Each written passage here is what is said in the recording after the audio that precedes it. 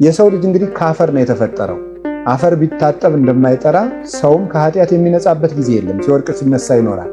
ነገር ግን ንስሐ ገብተን መኖር ነው።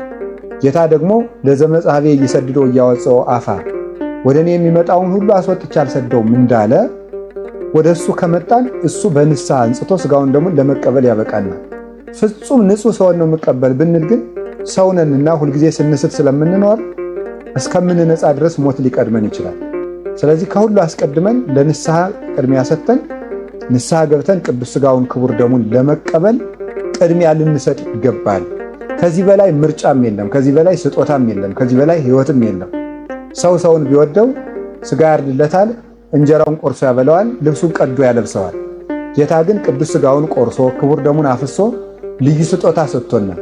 ይህንን ስጦታ ከመግፋት በላይም መግፋት የለም።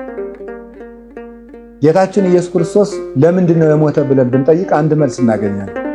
ያውም ቅዱስ ስጋውን ለሰው ልጆች ሰጥቶ ለማዳን ክቡር ደሙን ለመስጠት ነው። ዮሐንስ ማቴዎስ 26:26 ላይ ዝንቱ ውእቱ ደሜ ዘሐዲስ ኪዳን ዘይትካው ለስርየተ ኃጢአት ወደ ቤዛ ብዙኃን፣ ለብዙዎች ኃጢአት ቤዛ ሆኖ የሚፈስ የሐዲስ ኪዳን ደሜ ይህ ነው ብሏል።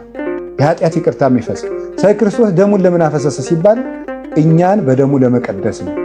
አንድ ሰው ቅዱስ ስጋውን ክቡር ደሙን መቀበል ቢያቆም ክርስቶስ አልሞተልኝም እንደማለት ነው።